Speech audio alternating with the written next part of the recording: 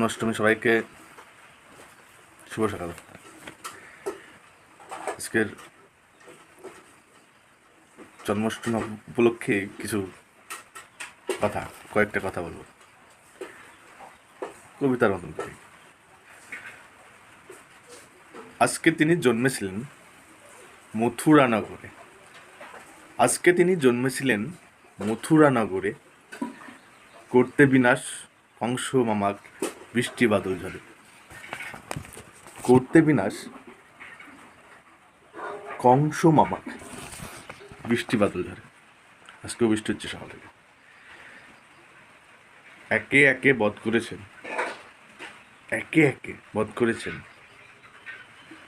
নানান শয়তান। তিনি একে একে বধ করেছেন নানান শয়তান।